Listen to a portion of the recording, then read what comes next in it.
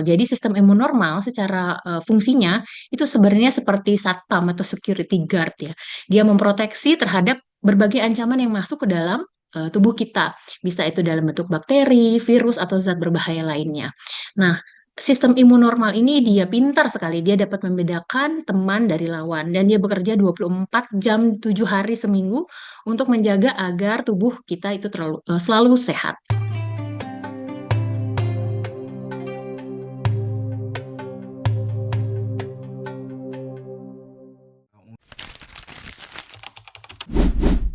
Hari ini saya akan mencoba menyampaikan sekilas tentang kondisi atau penyakit autoimun. Mungkin sekilas saja supaya kita sama-sama saling mengenal mengenai penyakit ini.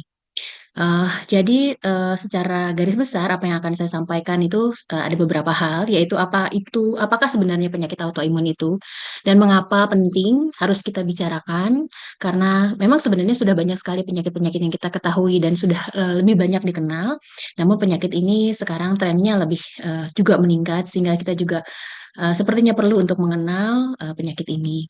Kemudian apa sebenarnya faktor-faktor risiko yang berkaitan dengan penyakit ini, lalu bagaimana tanda dan gejalanya, dan bagaimana kami para klinisi itu memproses diagnosis, dan bagaimana kita memberikan tata laksana kepada pasien-pasien autoimun. Baik, kita mulai. Mungkin Bapak Ibu sekalian pernah mendengar penyakit-penyakit ini, eee yang paling terkenal, yang paling banyak memang jumlahnya adalah lupus.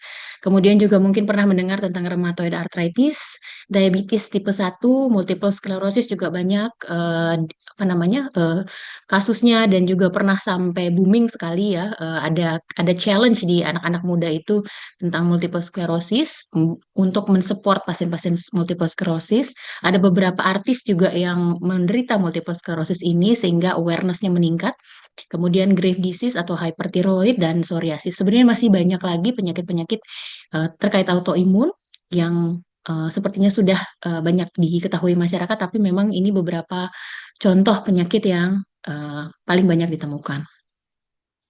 Lalu bagaimana sebenarnya, penyakit autoimun itu terjadi? Sebenarnya basic-nya itu kembali ke sistem imunitas kita. Manusia itu sebagian besar manusia diciptakan dengan sistem imun yang normal dan lengkap. Jadi sistem imun itu, ada dua secara garis besar, yaitu innate immunity, artinya imunitas yang selalu ada di situ, selalu siap, untuk menangkal, masuknya, zat yang berbahaya. Bisa itu dalam bentuk physical barrier, jadi kulit kita, kemudian mukosa seperti lapisan di mulut, lapisan di hidung, kemudian ada juga yang namanya silia. Jadi, lapisan yang membuat kita kalau batuk, kalau bersin itu dahaknya bisa dikeluarkan. Termasuk juga ke dalamnya adalah suhu tubuh. Nah, suhu tubuh ini, sebagai penangkal, atau penanda apabila terjadi adanya zat berbahaya yang masuk dalam tubuh kita. Lalu ada sel-sel yang dinamakan innate immunity, ini dia siap sedia selalu menjaga kita setiap waktu, apabila ada masuknya zat yang berbahaya. Nah, kemudian ada juga yang dinamakan adaptive immunity atau imunitas yang beradaptasi, sesuai dengan zat berbahaya apa yang masuk, nah nanti dia akan diaktifkan. Kemudian ini sistem imun normal. Jadi sistem imun normal secara, fungsinya itu sebenarnya seperti satpam atau security guard ya. Dia memproteksi terhadap berbagai ancaman yang masuk ke dalam, tubuh kita. Bisa itu dalam bentuk bakteri, virus, atau zat berbahaya lainnya. Nah, sistem imun normal ini dia pintar sekali. Dia dapat membedakan teman dari lawan dan dia bekerja 24 jam 7 hari seminggu untuk menjaga agar tubuh kita itu selalu sehat. Nah, tujuannya apa ada imunitas normal ini? Yaitu untuk melawan, baik itu infeksi maupun zat berbahaya yang masuk ke dalam tubuh kita yang dapat membahayakan tubuh kita. Namun pada beberapa kondisi, eee, sistem imun yang tadinya normal itu bisa menjadi tidak normal. Jadi dia, istilahnya mistaken identity problem, dia salah mengenali. Kalau yang normal tadi dia dapat mengenali mana ini teman, mana lawan, dia dapat mengenali, "Oh, ini bagian dari tubuh saya." Tapi pada kondisi penyakit autoimun, dia tidak bisa lagi atau salah mengenali, bagian tubuhnya sendiri sebagai sebuah lawan.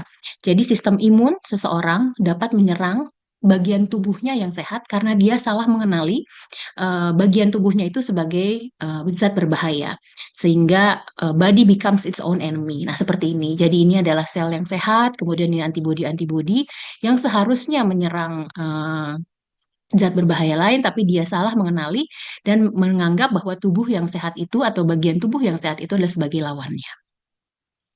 Nah, ini kurang lebih gambaran besarnya kalau apa namanya orang individu yang sehat dengan imun respon yang baik. Nah, imun responnya ini dia bersifat protektif. Dia akan diaktifasi apabila berhadapan dengan zat yang berbahaya. Nah, pada kondisi autoimun, sistem imunitasnya ini berbalik menyerang dirinya sendiri. Walaupun dia tetap masih bisa melawan zat berbahaya yang lain, namun dapat dibayangkan bahwa tubuh manusia ini akhirnya harus bekerja lebih keras. Dia harus tetap melawan zat berbahaya yang ada masuk di sekelilingnya dan juga sistem imunnya melawan dirinya sendiri. Mengapa kondisi atau penyakit autoimun ini menjadi penting? Saat ini sudah ditemukan lebih dari 100 jenis penyakit autoimun dengan nama yang sulit-sulit. Jumlah penderitanya juga cukup banyak, walaupun tidak sebanyak penyakit-penyakit degeneratif ya seperti diabetes dan hipertensi.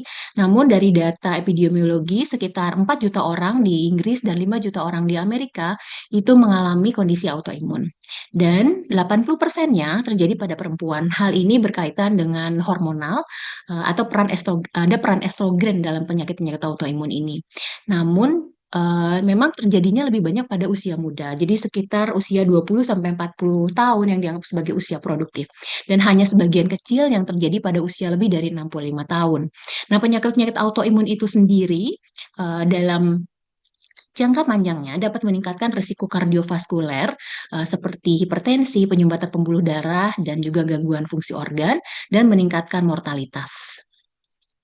Mengapa seseorang bisa mengalami kondisi autoimun atau penyakit autoimun? Sebenarnya ada kombinasi dari berbagai hal, yaitu genetic predispositions. Jadi pada beberapa orang tertentu memiliki kesalahan atau mutasi secara genetik yang bisa diturunkan ataupun yang terjadi setelah dia dewasa. Jadi mutasi pada gennya, pada DNA-nya. Lalu bisa juga terjadi karena adanya environmental triggers. Nah, triggersnya itu banyak sekali. Jadi bisa karena adanya infeksi, ada radiasi, polusi, atau asupan alkohol, merokok. Ini dapat yang merupakan environmental triggers. Nah, apakah peran ras, jenis kelamin, dan usia ini juga berhubungan dengan genetic predispositions? Ini juga masih masih dalam proses penelitian sebenarnya karena ternyata pada ras tertentu seperti misalnya Asia penyakit autoimunnya lebih banyak. Misalnya jenisnya yang mana, kemudian di ras Caucasian beda lagi. Jenis kelamin juga begitu.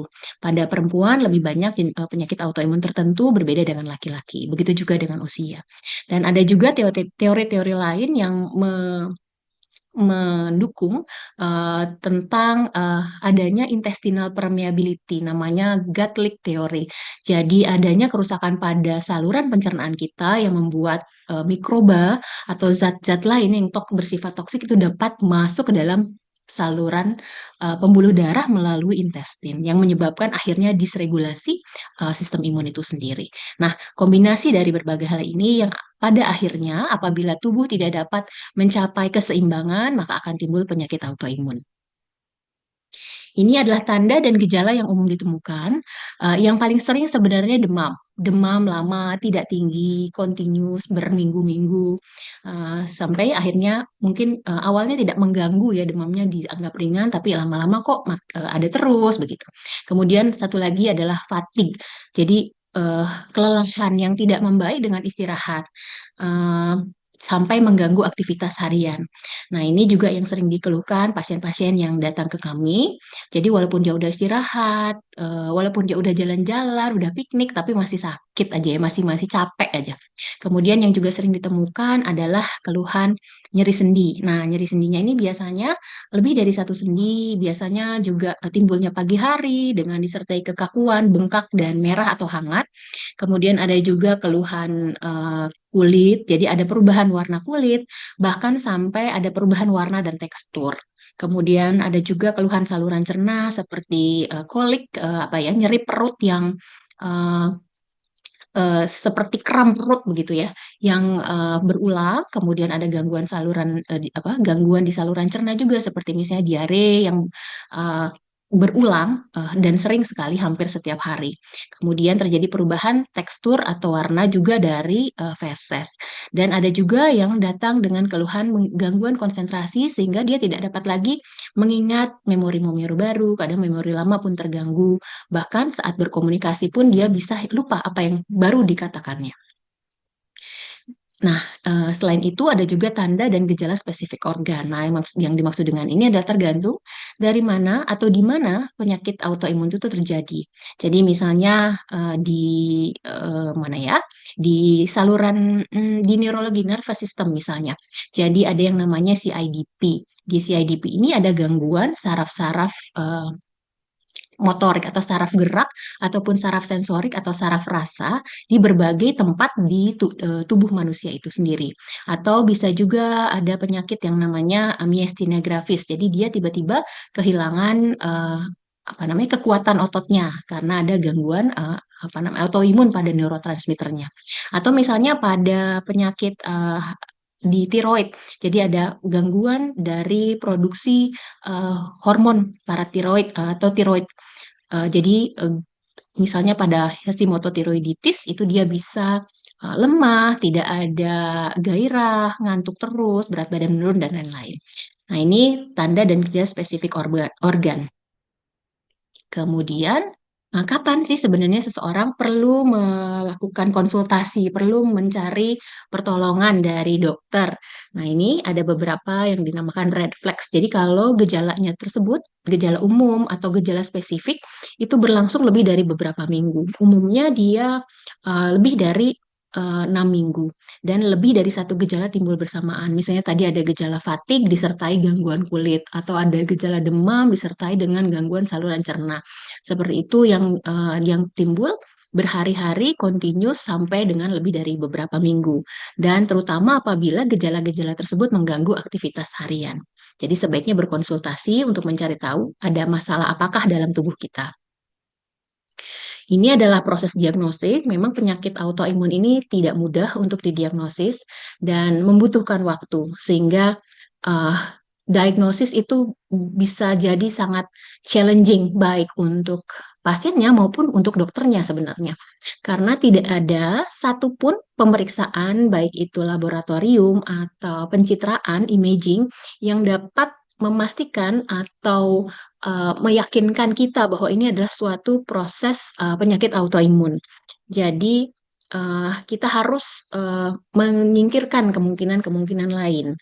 Nah, gejala autoimun yang tadi juga saya sudah sebutkan, gejala umum maupun gejala spesifik organ, itu kadang-kadang overlap atau bahkan bersamaan dengan kondisi atau penyakit lain. Dan sifatnya relapse remisi. Jadi, bisa jadi pada saat dia berkonsultasi, gejalanya sedang timbul. Lalu berkonsultasi lagi dengan dokter B misalnya. Pada saat itu remisi sehingga gejalanya tidak tampak lagi. Atau mungkin pasiennya merasakan keluhan di rumah, tapi pada saat berkonsultasi gejala itu sudah tidak ada. Nah, ini satu hal yang juga patognomonik untuk penyakit autoimun adalah gejala relapse remisi. Jadi kambuh, tenang. Begitu terus berulang-ulang sampai berminggu-minggu. Sehingga pada sebagian besar penyakit autoimun, rata waktu dari mulai timbulnya keluhan sampai dia dapat ditegakkan diagnosis itu sekitar 3 sampai 5 tahun. Kepustakaan lain ada juga yang menyatakan 4 tahun dan ini bukan terjadi hanya di Indonesia saja tapi di seluruh dunia. Sehingga membutuhkan usaha dan komunikasi yang baik antara dokter dengan pasiennya gitu. Ada kepercayaan untuk sama-sama mencari tahu penyakit apa ini dan bagaimana cara menanggulanginya. Nah, ini adalah proses yang kita lakukan untuk mendiagnosis suatu penyakit autoimun. Pertama, tentu kita akan melakukan anamnesis, jadi mencari, mendengarkan riwayat penyakit pasien, riwayat keluarganya, adakah adakah riwayat autoimun pada keluarga misalnya, kemudian riwayat sosialnya seperti apa, adanya paparan lingkungan, adanya polusi, radiasi, merokok dan sebagainya, dan juga gaya hidupnya. Kemudian kita akan melakukan pemeriksaan fisik. Tadi dari pemeriksaan fisik kita dapat mengetahui ada tidaknya gambaran-gambaran gejala umum dan gambaran gejala yang spesifik organ. Kemudian kita akan melakukan pemeriksaan laboratorium. Nah, ini banyak sekali yang mungkin apa namanya pemeriksaannya panjang dan juga biayanya mahal karena memang kita harus menyingkirkan kemungkinan-kemungkinan lain. Jadi, pada pemeriksaan autoimun itu kita harus menyingkirkan kemungkinan infeksi, kemungkinan penyakit kronis, kemungkinan kanker dan lain-lain. Sehingga ada beberapa pemeriksaan yang harus kita lakukan. Ya, bisa jadi dalam bentuk marker inflamasi, kemudian pemeriksaan lab terkait organ, dan juga pemeriksaan autoantibody dan lain-lain. Kadang kita juga perlu melakukan pemeriksaan imaging atau pencitraan seperti X-ray, MRI, CT scan, spirometri, dan lain-lain. Dan pada beberapa kasus kita juga perlu melakukan pemeriksaan jaringan. Jadi diambil jaringan yang diduga terkait autoimunnya itu untuk dilakukan biopsi dan kita bisa lihat apa sel-sel yang terdapat pada jaringan tersebut, apakah mendukung ke arah penyakit autoimun atau kondisi lain. Nah, ini lalu bagaimana setelah seseorang itu terdiagnosis, biasanya yang kita sampaikan kepada pasien adalah bahwa kita harus sama-sama nih, sama-sama tahu targetnya. Target terapi dalam penyakit autoimun ini karena sebagian besar tidak bisa kita hilangkan sebabnya.